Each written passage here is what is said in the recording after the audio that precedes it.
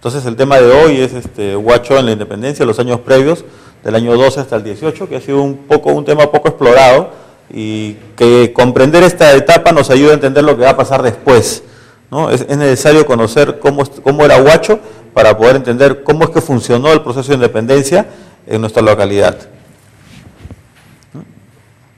Por ejemplo, Huacho formaba parte de lo que es el corregimiento o provincia de Chancay, que abarcaba desde los valles de Chancay, el valle de Huaura, el valle de Supe, el valle de Pativilca, ¿no? El valle de Barranca.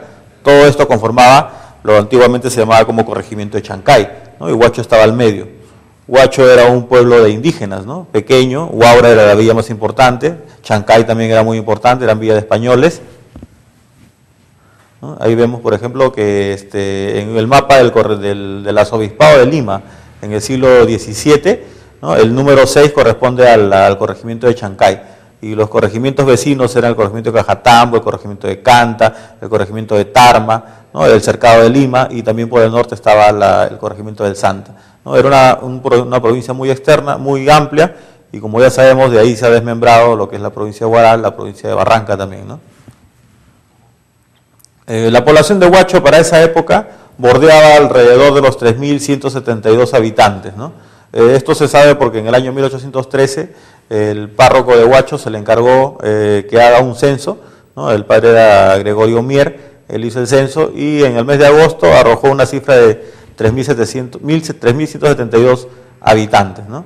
De estos habitantes, el 4% eran blancos españoles, el 1% eran negros, y el restante, el 95% restante, eran indígenas, divididos en dos grupos, ¿no? Los trujillanos, así conocidos, su barrio, eran forasteros, no tenían tierras, ellos se dedicaban a la pesca, a la artesanía, eran el 30%. Esta cifra es aproximada en base a una observación que hemos podido hacer en los libros parroquiales, ¿no? Y el otro grupo de indígenas originarios llegaba al 65%, que estaban distribuidos en las diferentes parcialidades, o sea, barrios que se llaman ahora, de Amay, Gualmay, Cantalachay, Cuñín, Luriama, Chonta y Huacán, ¿no? Que algunos de ellos hasta ahora existen, ¿no? Pero hoy día tenemos más barrios, ¿no? Comparado con la población a nivel del virreinato peruano, con el censo del año 72, vemos que el 13% eran españoles, acá en Huacho era solo el 4%. Negros a nivel nacional eran 4%, acá en Huacho era solo 1%, y bueno, en Huacho no había casi mestizos, ¿no? Como podemos ver en este cuadro, mestizos había 24%, indígenas el 59%. Eso nos permite afirmar que el pueblo de Huacho era un pueblo de indígenas, ¿no? Si observáramos la distribución de la población de Chancay o de Huaura, veríamos que sería diferente, ¿no? Huacho, un pueblo de indígenas predominante, ¿no? Y con poca presencia de negros. Siguiente, por favor, ¿no? En esta fotito podemos ver un grupo de gente dedicada a la artesanía de los sombreros de paja, ¿no? Que era una de las actividades que se dedicaban desde la época colonial, ¿no? Esta tradición ya se perdió porque a inicios del siglo XX ya se dejó de usar sombrero, entonces era una actividad importante, ¿no? Los indios trujillanos o forasteros, como no tenían tierras, se dedicaban a la pesca y también eran petateros, y también se informa que fabricaban sombreros de junco, ¿no? No solo los de Huacho, sino también de Barranca, Supe, ¿no? En esos tiempos, como ya hemos mencionado, la población estaba ubicada en unos barrios, ¿no? Que se le llamaba parcialidades, que venían desde antiguamente lo que habían sido los ayllus. Y entonces, algunos de ellos que hemos mencionado, ahí los podemos ubicar en este mapa de 1917, aún se conservan todos los nombres, ¿no? Por ejemplo, Gualmay sigue existiendo Gualmay, Cantalachay, que viene a ser lo que es el estadio, ¿no? Chonta, había Chonta primero, Chonta segundo, pero ha quedado solo Chonta. Cuñín, lo que es hoy día Santa María, Luriama, siempre ha sido Luriama, Amay, ¿no? Y los barrios de los que no tenían tierras eran el barrio de Malambo, que tradicionalmente conocemos que es 28 de julio, por ahí queda ese barrio, ¿no? Y los trujillanos, que por estar dedicados a la pesca, estaban más cerca al puerto, ¿no? Entonces, porque apellidos típicos trujillanos son, por ejemplo, Estupiñán, Basalar, ¿no? Y son gente que está viviendo hoy día todavía en esa zona, ¿no? Aunque también otros apellidos típicos trujillanos son el apellido Arévalo, por ejemplo, ¿no? Díaz, que están en la zona de lo que es Marical Castilla, es decir, a los alrededores de lo que era el centro del pueblo, ¿no? Que ahí estaban los vecinos, ahí vivían los españoles, ¿no? Con algunos esclavos y alguna gente importante de la ciudad, vivían en el pueblo, que era muy pequeño, ¿no? Bueno, acá se desconfiguró el cuadro, pero la pirámide quiere representar la estructura social del pueblo, ¿no? A la cabeza estaban los blancos, ¿no? Que eran los civiles y sacerdotes, abajo estaban los indios del común, y un intermedio, una escala intermedia, un nivel intermedio es de los indios principales o caciques, es decir, servían de nexo, tenían algunos privilegios y eran un grupo bastante reducido, ¿no? Pero eran el nexo entre los españoles y los indígenas del común. Los negros, curiosamente, no solamente eran esclavos de los blancos, también había indios principales que tenían esclavos, como vamos a ver ahora, ¿no? Y los caciques, para inicio del siglo XIX, ya habían desaparecido de Huacho. Siguiente, por favor. ¿No? Acá vemos, por ejemplo, estamos viendo el encabezado del censo que se realizó en el año 1813, y vemos que los eclesiásticos son, dice, españoles, avecinados en la ciudad, eclesiásticos, dice su párroco, que es Gregorio Mer, después el licenciado don José Norabuena, el otro sacerdote era José Velasco, el otro era, y el padre Fray Melchor Aponte, estaba acá en Huacho, porque Fray Melchor Aponte es huachano. He podido encontrar la partida de bautismo de Melchor Aponte, que en algún momento lo vamos a mostrar. Otros españoles que vivían en Huacho era Tomás Fernández, que tenía su residencia en Cruz Blanca, Pedro Ruiz, que es un personaje muy importante, que lo vamos a tocar con más detalle luego, y una serie de personajes más, ¿no? Como José Fernández, Cayetano Fernández, Manuel Carranza, Juan Carrillo, Cayetano Marín, Melchor Marín, que eran hermanos, que eran europeos, recién llegaba a América, y también tenemos un personaje importante que llama la atención por su apellido, ¿no? Antonio San Martín. Es decir, el apellido San Martín ya existía antes de Chancay en Huacho, mucho antes de la llegada de José de San Martín. Por ejemplo, acá vemos la partida de bautismo de una esclava, ¿no? Tiene el encabezado, dice Cruz Blanca, Manuela del Espíritu Santo, esclava de don Tomás Fernández, ¿no? Y el padrino era Narciso Morales, un indígena que después también lo vamos a ver inmiscuido en la historia de Huacho, ¿no?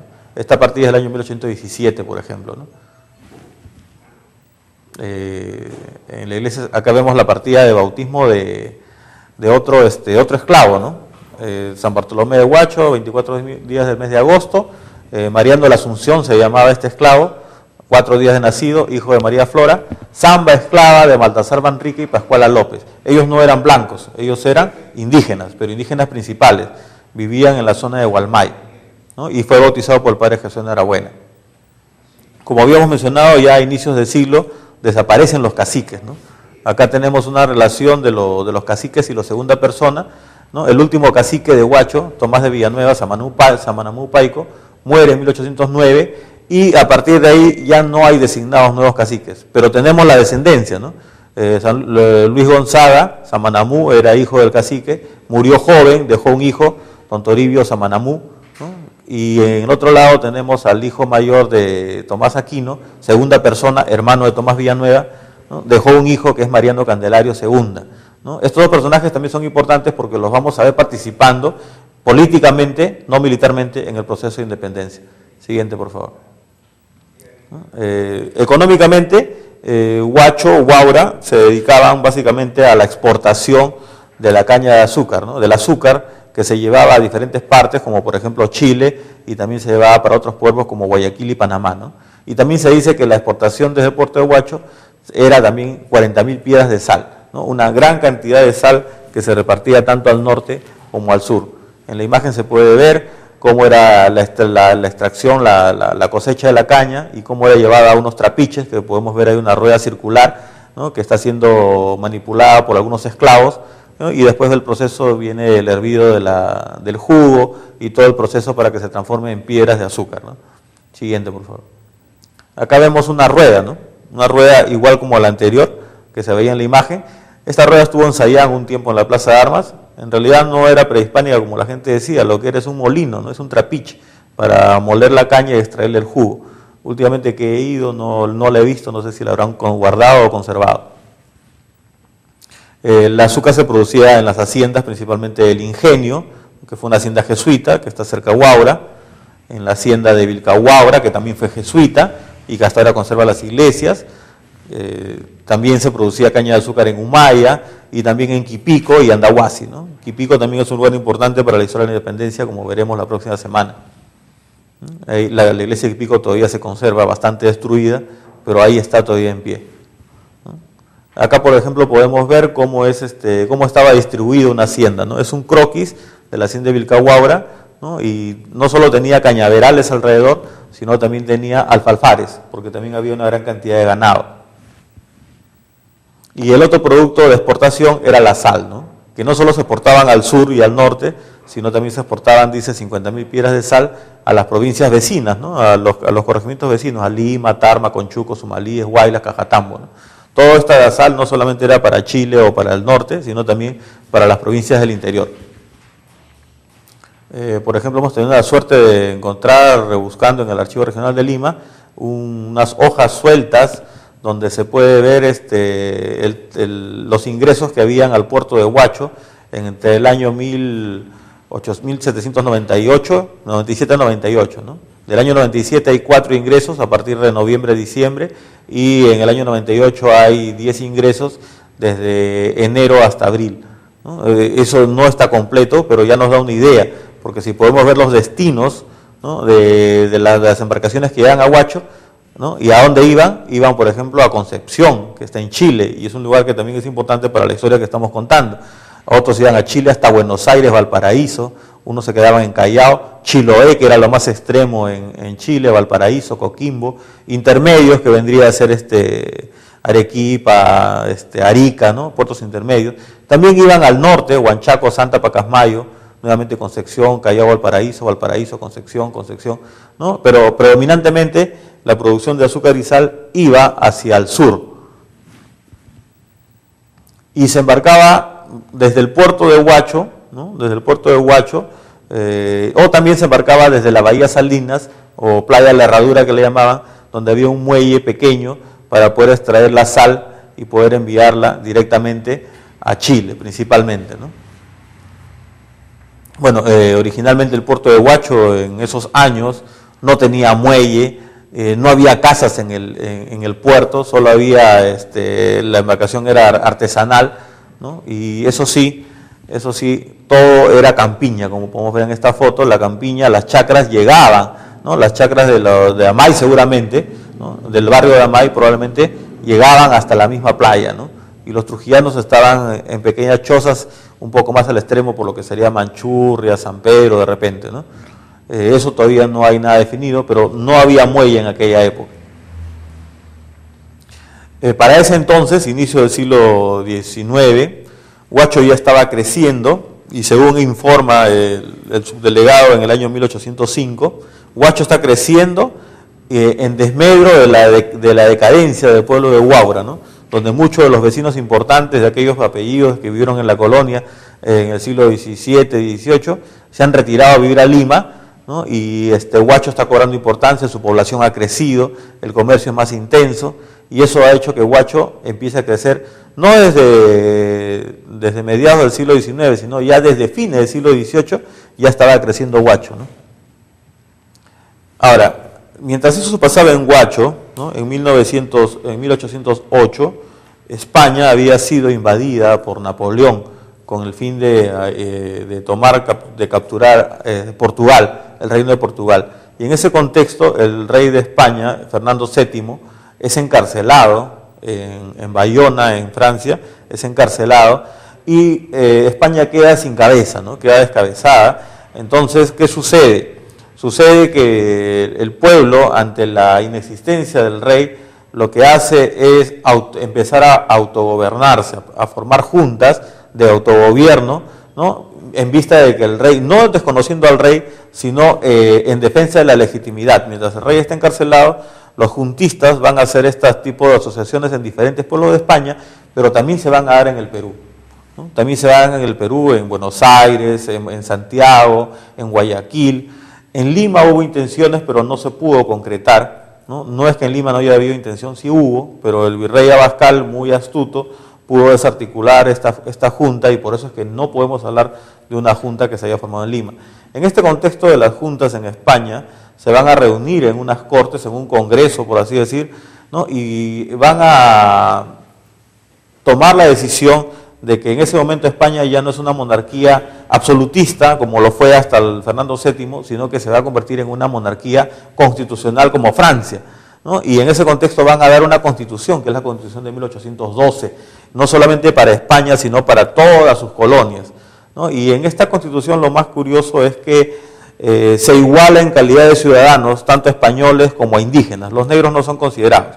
Solo españoles e indígenas son igualados en calidad de ciudadanos y por lo tanto la carga del tributo va a ser exonerada, ¿no? Esto es una cosa muy importante porque esto va a generar una situación de toma de conciencia probablemente en los pueblos del Perú, ¿no? Sobre todo en los indígenas, van a ser igualados en derechos y exonerados de tributo, entre otras cosas más, ¿no? Y a partir de ese momento se van a empezar a elegir las autoridades en elecciones un poco diferentes a las que tenemos hoy día, pero va a haber elecciones, ¿no?